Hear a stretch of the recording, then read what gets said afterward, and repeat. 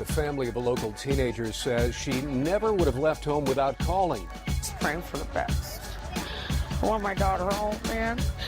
And if she can't come home, I just want to know, is she there? These posters around the towns of Livermore and Jay beg anyone with information to come forward. Posters that Richard puts up every spring, never losing hope. Tell me what happened to my daughter. Just look me in the eyes so I can see her.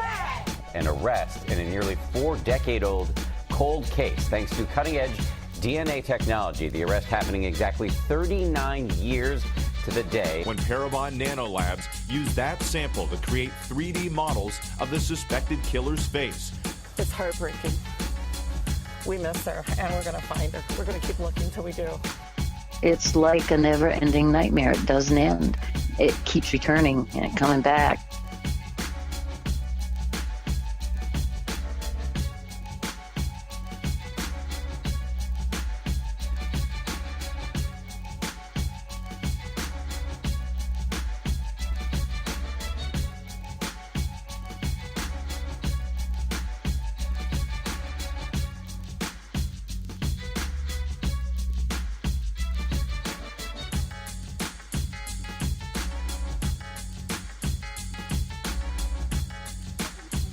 So tonight we're joined by Madison Resh. She is the niece of Charlie Resh, who went missing May 18th, 2021 from Belfast, Maine. Now, Madison, welcome and thank you for joining us tonight. Hi. Now, how accurate is that May 18th date? That is the day that any family member last saw him. Okay. Now, what kind of person is Charlie? Your Uncle Charlie? He's different to different people. So, like, to my family, he was amazing. We all loved him very much.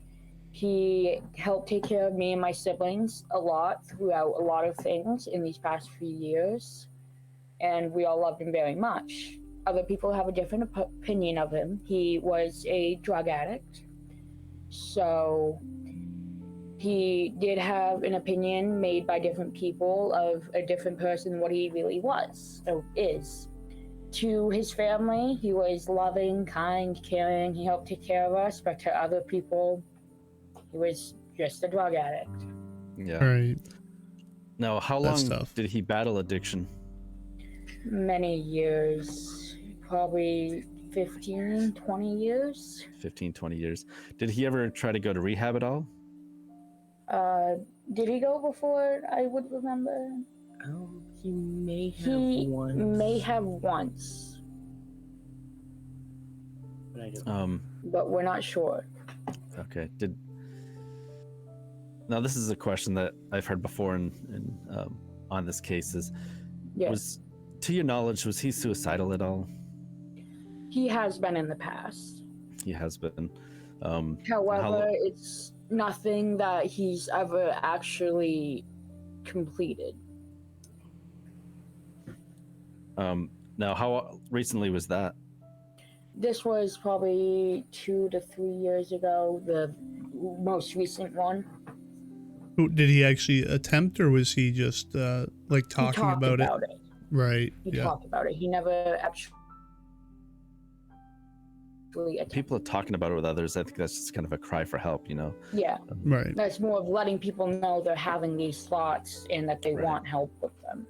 And did he get help with that? Did he actually get to talk to someone? He got help from a lot of family, and he did contact a therapist at one point, didn't he? But he only went for 1 or 2 sessions. Because he was with the one at PCHC that delved into it. Yeah, so he did have a therapist for a short time. All right. Now, can you tell us a little bit about Charlie's background, where he grew up, and he grew up in Searsport. He went to school in Searsport. We all grew up right in the same area. All of us right on the back Searsport Road. Now, how old is Charlie? He was 40. He'd be 44 now. Okay. He was 43 at the time of his disappearance. Now, did he have a job at all, or has he had a job in the past? He did not have a job. He has had jobs in the past. Oh, yeah. Yeah, he's concrete working, carpentry, painting. A lot of manual labor stuff. Nice. Yeah. So he's good with his hands? Yeah. He's got 2 boys, my cousins. Oh, how old are his sons? There's one's 21 and one's 19 or 20. Yeah, 21 and 20. All right. So if we can go to May 18th, 2021, if you can think back of what you've heard and what was the situation and where was he last seen? So I last saw him the morning of the 21st when I left my grandfather's house.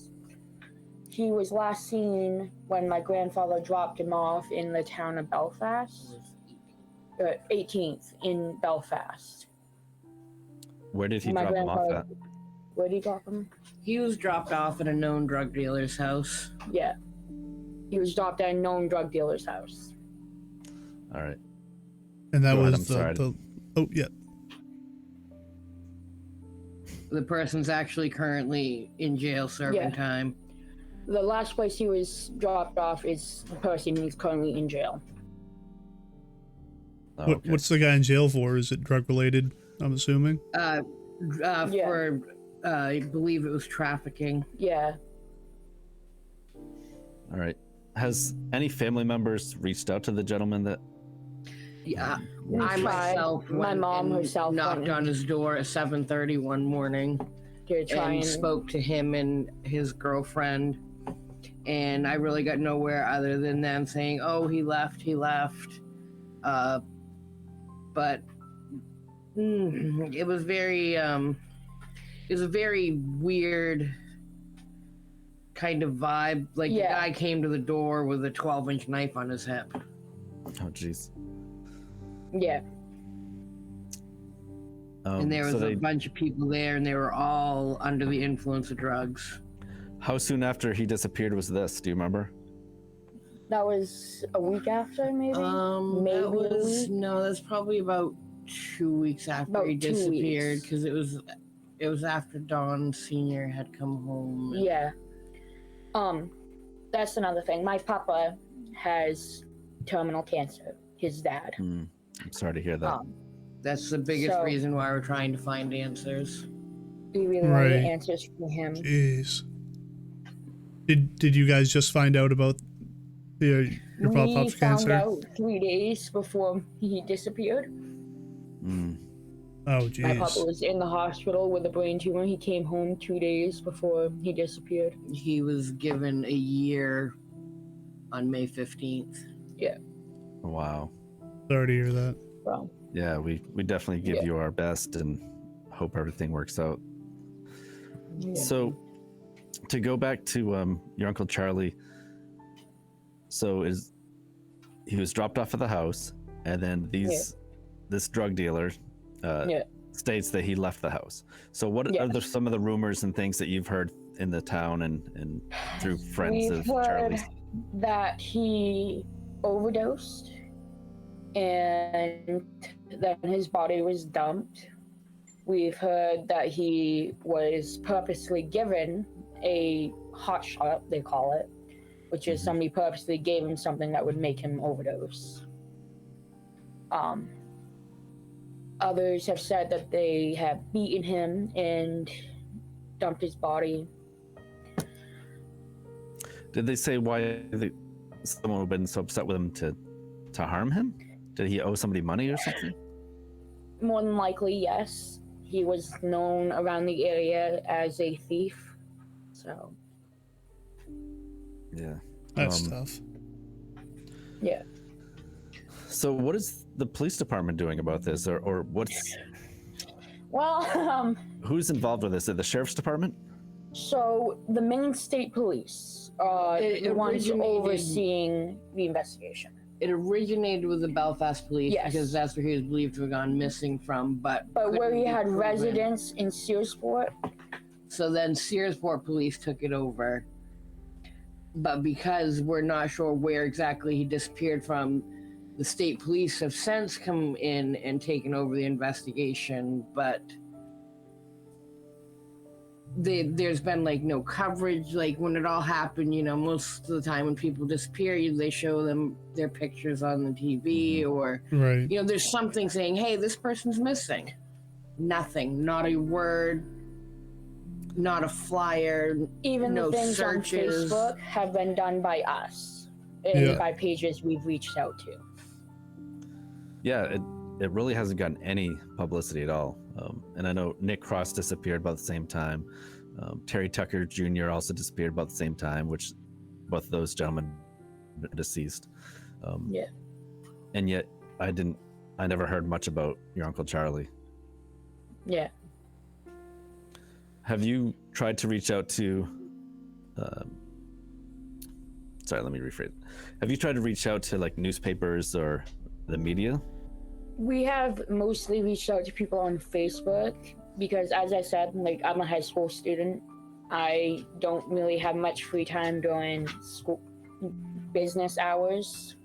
Yeah. Because I'm at school getting stuff done for school. I'm a junior in high school, so I'm doing college reports, all of those. So straight A's too, right? Yeah.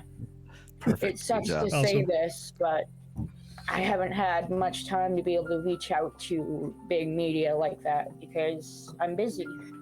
Right. And I hate that. But that's understandable.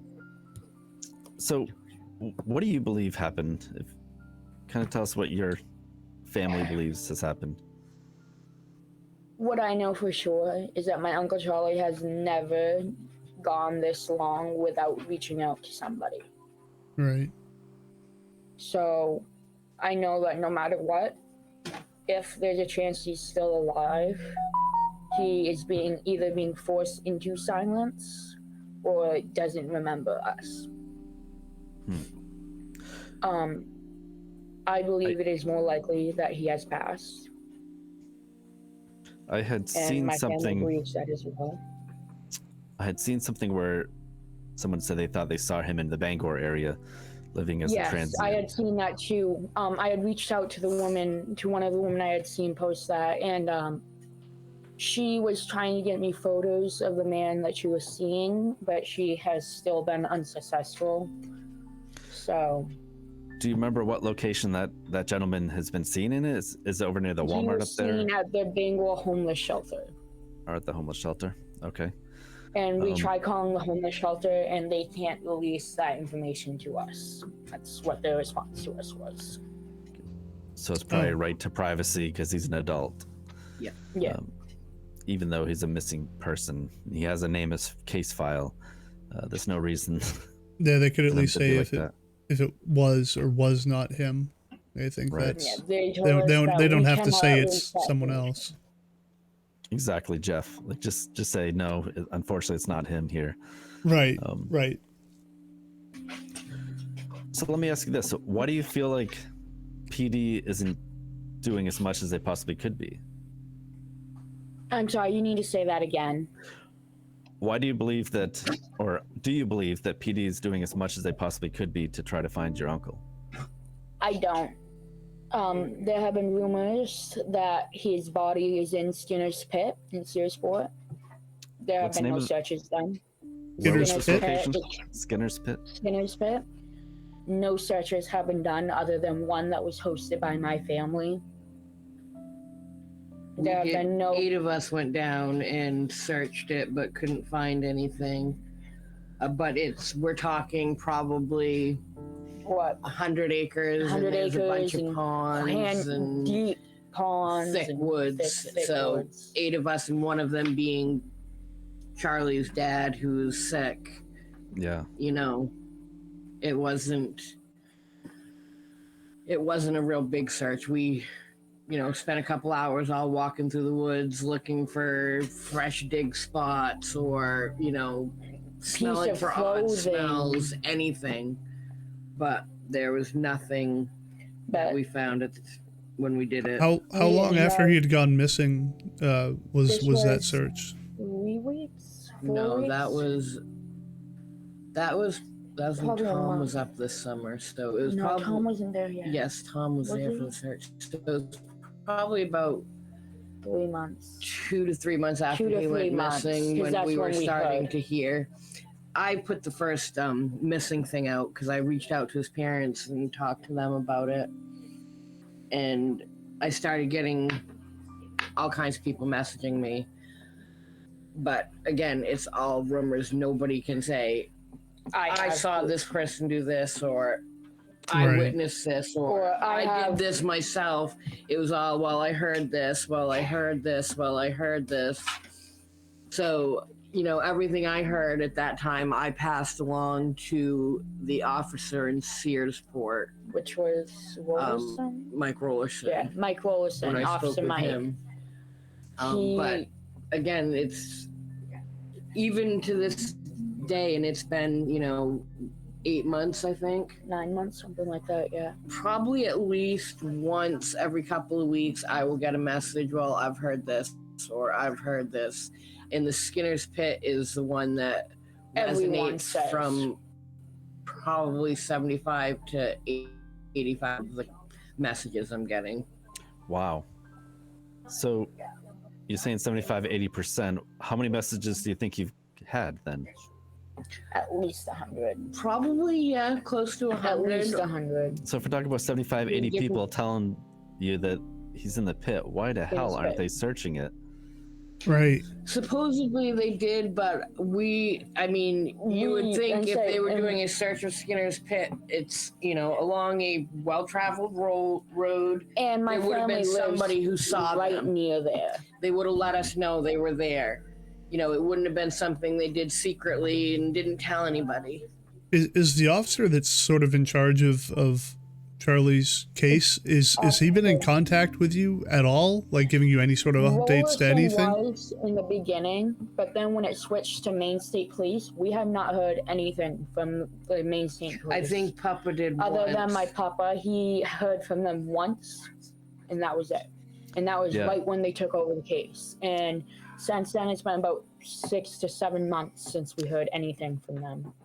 Unfortunately, I think like the squeaky wheel gets the grease. So I think if you guys almost have to call on a daily basis till they get sick of hearing from you before they want to try to do something. Do anything, right? Yeah. When it first happened, I was calling like twice a week to the coroner's office. To the coroner's office to see if they'd had any unidentified bodies come in. And we never were able to find one because I actually gave them a description of any scars, marks, tattoos. He's so got a he titanium plate in his face. Yeah, if you could give us a quick description of any distinguishing marks and things like you just did. He's got a Mickey Mouse tattoo on his left arm. And he's also has like a large burn scar Right about here. Like a round circle. Yeah. Like right here on the side of his arm.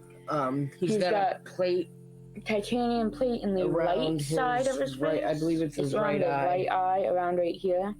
Wow. Was that due to like a car accident? He's got dentures. What's that? So was that due to a car accident or something? The metal plate? No, that was due to a fight years ago from a baseball bat. No, it wasn't a baseball No. bat. It was a fist. A fist, but Wow. yeah. This was years and years ago. That was back before I was born. Yes. I think Do you know? Had Donnie's. Do you know of any broken bones or anything that he had over the years? At the time, none that we knew of. That he's had in the past, though. He broke his foot with a jackhammer. Yeah. Okay. He broke his hands, his face, his hand. He might have broke his ankle. Also. Yeah, and then he broke his nose one time. His nose was broke multiple. Yeah. Yeah. He also was covered with scars from him picking his skin at the time of his disappearance. A sun tattoo on the back of his neck. Yes, he has the sun tattoo on the back of his neck, like right here. Okay. Okay. Wow. Was it Yeah, common he for him? He broke his back. Oh, geez. Yeah. Was it common for him to, if someone were to have found him, would it have been likely that he had his ID on him? Was it common for him to keep his ID like in his wallet or on his person? He didn't have his license, but I think he did have an ID because he needed to get cigarettes anywhere around here. And he generally always had a book bag or a duffel bag with him. He either had a backpack or a duffel bag. Yeah, I think I saw some pictures of him actually. Yeah, it looked like he had like a red backpack, or maybe that was his jacket. But yeah, I do remember seeing that. Actually, no, he had a red backpack at one point. Okay, he's had all kinds of backpacks. Yeah. I mean, to me, it sounds like something had to have happened. It wasn't just a thing where. Actually, at the time of his disappearance, he was wearing a over-the-shoulder backpack, so the strap went like this. Oh, okay. Okay. And he had a circular Tupperware container for his cigarettes. Oh, was he like rolling his own cigarettes? That was. Yeah. Just because of the time of year, May 18th, I feel like that would have been warm enough to, not have. It's not like going missing in the middle of winter, then anything could have happened. But this definitely sounds a lot more sinister. And he wasn't the type that would have gone walking through the woods or running through the woods. And he would have had a sweatshirt and jacket. And he would have had a sweatshirt and jacket, even if it was hot out. He always had a sweatshirt jacket. Yeah, because he was what 5'9", 120 or 30 pounds. So he was a thin guy, right? Yeah. He might have even been a little shorter than been about 5'8", because he's a little shorter than me. Okay. What do you want to tell people, or what do you want to say to people? Just to, I guess, we'll probably have to edit this because I can't get the words out. But if you could, what would you say to your Uncle Charlie and maybe the people involved with hiding him or doing something to him?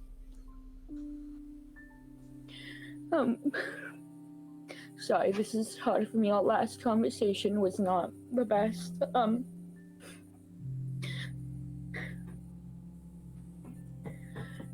I want to tell him that I love him, that I care about him,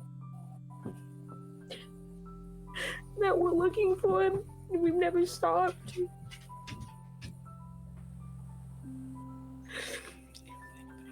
And if anyone knows anything, please reach out to anyone of the family or the police. Yeah, and we'll put it at the end of. Reach out and give us answers. At the end of this, we'll tell them the state police and the phone number and how to contact them. Our hearts break for you guys and your whole family, and I wish that someone would have the guts to come forward and say what happened. And if it was an accidental overdose, then just let it be known. And right, if it's an accident, it's an accident, right? Just right, something you guys deserve to know.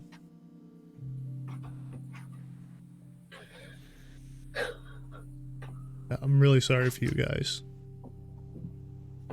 Thank you. We appreciate that a lot. All right. Jeff, do you have any other questions for them? And no, I don't have any other questions. There is something that we've suggested to other people, family members of missing people, is to start a Facebook page, because you don't have a Facebook page for Charlie, right? Charlie Resh missing or anything like that. Not for his missing, no. I think that wouldn't be a bad idea. You could streamline the tips to one spot, and then that way people may feel more comfortable anonymously kind of messaging a page versus even reaching out to one of you. You don't have to tell them who's running the page. Of course, I guess if they see this, they would know, but I think that's a good way to get exposure to the case and get tips turned in. And then it generates conversation on the page. Whoops. Sorry. Yeah. No, you're fine. And if you guys do get one started up, just let us know. and we'll make sure to put that out there for people as well. Start following it. Thank you so much. All right, guys. We wish you all the best, and hopefully Uncle Charlie will be home soon. Yeah, really, again, sorry for you guys. Thank you very much. Thank you, Madison. You guys have a good night. Yeah, take care. Thank you for joining us. Thank you. We would really like to thank Madison and her mother Amy for speaking with us. We know it's not easy to talk about these things, and it may not seem like people care sometimes. But we're here to let you know that there are people out there who give a damn. And there are people who will listen and share your story. So please stay strong, and we hope you find answers soon. Now, for the rest of you listening, if you have any info about Charlie Resh's disappearance, please contact the Maine State Police at 207-624-7143. And as always, thanks for listening. The search for 5-year-old Taylor Williams led investigators to Alabama this week. So we have some breaking news from Florida. An arrest has been made in connection. After years of agony, a glimmer of hope for the family. Investigators spent hours searching through this house off Pennsylvania Avenue. What could be a major development in the search for missing Alabama teenager. Tonight, a stunning twist in the search for Taylor. Somebody out there knows something. They want to lay him to rest their way, not by somebody else's way.